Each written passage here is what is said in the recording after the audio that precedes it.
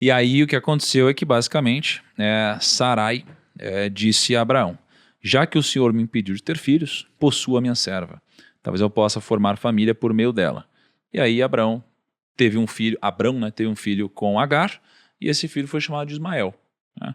Só que o que aconteceu é que basicamente Agar acabou, imagina, se sentindo a senhora, claro. Se sentiu a mulher principal da coisa, porque ela carregava um filho agora e começou a inferiorizar, a tratar mal Sarai de alguma forma. E Sarai ficou muito irritada com isso, né? E aí, o que aconteceu de desfecho até Ismael ele ser mandado para o deserto, Rodrigo? Várias vezes Ismael saiu de casa. Porque no primeiro momento, quando teve Sara, falou assim, olha, despede essa mulher, manda ela embora. E Abraão, não posso fazer isso, agora ela é mãe do meu filho e tudo mais. Tem uma hora que a própria Agar fica revoltada com a humilhação de Sara e sai, e ela pensa que vai morrer no deserto. Ela coloca o menino, Ismael, que na verdade não era tão menino assim, debaixo de uma árvore, e fala assim, pelo menos não vou ver o menino morrendo. E Deus fala com ele assim, não, eu ouvi o choro do menino. Vai lá que eu vou fazer dele um grande homem. Ela volta para sua senhora, para Sara. Aí depois a briga continua, relação tóxica, complicado o ambiente. Abraão dividido por um lado, que ele amava Sara, mas ele também estava feliz de ter o filho, mas não podia nem demonstrar tanta alegria. E tinha a Agar ali, aquela situação ciúme para todo lado. Para todo lado. A Agar tentando incutir coisas egípcias no menino. Até que Deus então vai realizar o milagre em que Sara também engravida. Por um lado, a felicidade de Abraão. Deus cumpriu a promessa dele, mas aí veio o problema. Ismael e Isaac começam a ter rivalidade entre eles. Só antes disso. Cara, Deus prometeu um filho para Abrão. E Abrão vai lá e, entre aspas, desrespeita isso. E ele quase que esquece o que Deus falou e age como um homem normal agiria. Ou seja, ele esquece esse lado da fé e ele toma a decisão de ter filho. E, de novo, qual é a consequência dele de passar por isso? Bom, a consequência dele e de todos nós... E ele não é o pai da fé? Você vê que o pai da fé também falha, como eu disse. Aí me interessa ler a Bíblia. Porque eu vejo os meus erros no espelho, olho para a Bíblia e falo assim, peraí, mas esse cara, com toda essa imperfeição aqui, ainda conseguiu ser o pai da fé? Eu fecho o livro e falo assim, senhor, então, eu acho que tem jeito para mim. Jeito. Agora, se Abraão fosse perfeitinho do início ao fim, eu não ia ter graça. Você tá entendendo? Não ia ter graça. Por isso todo mundo gosta mais do Batman do que do Superman. É verdade. Não, mas você colocou um ponto real, porque o Batman é humano, o Superman é muito Por politicamente isso que o pessoal correto. gostava da gente quando a gente estava começando, era pobre, ferrado. E hoje que a gente tem resultado, fama, dinheiro, o pessoal fala, isso, não sei o que lá. Caraca, cara, o que mudou? Mudou que agora a gente tem mais dinheiro. Né? Mas você bem que tem um outro lado também, né? Quando você consegue o sucesso, você também estimula mais o medíocre a reclamar da mediocridade dele. Sim. Porque o medíocre, ele nunca admite a responsabilidade dos seus erros. Ele sempre quer culpar alguém. Sempre tem que ter a culpa de alguém. Alguém tem que ser culpado. Alguém tem que ser tem que ser responsabilizado. Exatamente. A Bíblia não abre espaço para isso. A Bíblia mostra que Abraão foi culpado dos erros dele, não foi a circunstância, e Deus o puniu. E Deus até perdoa, mas infelizmente as consequências de um líder faz. E aí você perguntou a consequência maior. Lembra que eu falei aquela questão de Deus chamar alguns para uma... É uma responsabilidade, é um privilégio. Mas também qualquer vacilo que você dê... Eu louvo a Deus pelo que você falou a meu respeito, mas qualquer vacilo... Eu oro sempre a Deus antes de ver um podcast, não sou perfeito.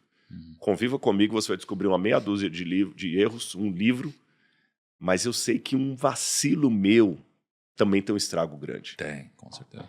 Olha o vacilo de Abraão, o que aconteceu. Olha o de Moisés. Né? O de Moisés. Abraão fez Ismael. Deus falou, eu vou abençoar a criança. Ismael vai ser o ancestral dos árabes, de um modo geral. Isaac vai ser o ancestral dos hebreus, dos israelitas. Aí começa a treta, que eu falei lá no começo. Aí começa a treta. Me zoou. Sabedoria, hein, Aí Lucão? começa a treta. Aí você vê de onde que veio o World Trade Center. A queda do World Trade Center. E um dos descendentes de Ismael, no 6º século depois de Cristo, chamado Mohammed, ou Maomé, lá na Arábia Saudita, lá na cidade de Meca, e ficava entre Meca e Medina, ele vai fundar o Islã. Ele vai fundar o Islã. Mais ou menos 6 gerações depois de Ismael. Não, muito mais. Ismael está antes de Cristo, é 1800 antes de Cristo. Você não falou 6 alguma coisa? Depois de Cristo. Okay. Século 6 depois de Cristo. Então agora eu sou péssimo em conta. 1800 mais 500, 2.300. 2.300 anos depois. E Maomé vai fundar o Islã. Tá certo? E o Islã vai começar a converter pessoas que nem são descendentes de Abraão. Por exemplo, isso é interessante até a gente pontuar aqui. Nem todo o muçulmano é descendente sanguíneo de Abraão. Tá certo? O muçulmano árabe, ele tem uma ascendência que vai bater em Abraão através de Ismael. Mas, por exemplo, você tem o turco, que também é muçulmano, mas ele não é descendente, ele é otomano. Você vai ter o iraniano, o Irã, que também é muçulmano, mas não é descendente de Abraão, eles são persas. Você entendeu? Mas, de qualquer maneira, se eu falar de Islã e judaísmo, eu estou vendo Ismael e Isaac brigando até hoje por um erro que começou lá atrás. Isso me põe para pensar como que os problemas emocionais mal resolvidos vão passando de geração em geração e não acaba isso nunca. E o ódio vai perpetuando e vai perpetuando. Por isso que uma lei mais ou menos contemporânea a Abraão, mais ou menos assim, porque eu coloco Abraão por volta de 1800, 1900 a.C., essa lei está 1730, que é o Código de Hammurabi, um pouco depois de Abraão, o Código de Hammurabi vai dizer assim, olho por olho, dente por dente, mão por mão, pé por pé. Por que o Código de Hammurabi colocou isso? Porque sabia que vinha muita questão da vingança. Então no Código de Hammurabi é assim, você matou meu irmão, eu vou lá e vou matar o seu irmão. E parou aí. Você não tem o direito de vingar a morte do seu irmão porque eu já matei o seu irmão para vingar a morte do meu.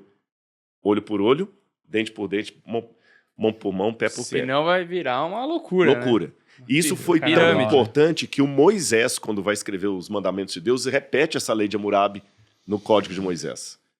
Mas você vê que é muito forte isso. Então a gente tem que tomar muito cuidado trazendo isso para a nossa vida, que às vezes aqueles que são pais, você está provocando uma rivalidade entre os seus filhos que pode gerar a ruína da sua família, da sua empresa.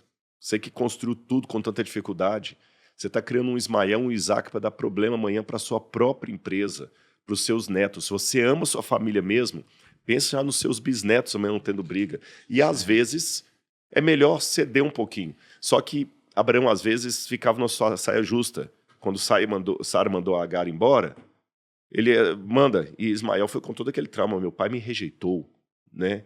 Ele se tornou um homem poderoso, tanto é que hoje o petróleo está na mão dos árabes, né? Ismael, a briga está aí até hoje. Eu fico pensando como pais separados, filhos de pais diferentes também podem gerar esse tipo de ciúmes. Com certeza, com certeza. A gente não tem a resposta para tudo, a panaceia de tudo, mas pelo menos a consciência, sabe? E a gente tem uma tendência também, principalmente nós que somos cristãos de origem judaica, a demonizar Ismael, mas lembremos, há uma promessa para Ismael também. E detalhe, se eu não me engano, foi o primeiro ou segundo primo que a gente fez aqui sobre a Bíblia, foi sobre José do Egito. Sim. Ou foi o primeiro ou foi o segundo. Exato. Quem salva José do Egito da mão dos irmãos dele foi uma caravana de ismaelitas, de descendentes de Ismael. Cara, a história que levaram para onde? Para o Egito. De onde era a mãe de Ismael, egípcia. Mas lá não era um exemplo de um lugar legal, né? Não era um exemplo de lugar legal. Mas foi para onde levaram José.